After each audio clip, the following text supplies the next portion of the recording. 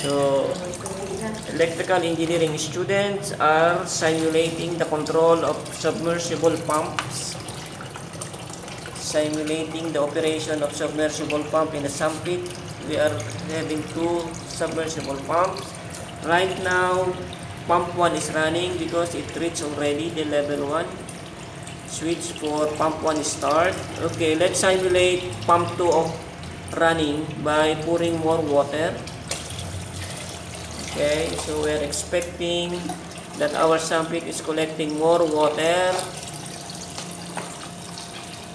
When this water reaches level 2, switch for pump 2. Then pump 2 will kick in. Okay, right now pump 1 is running. Now, okay,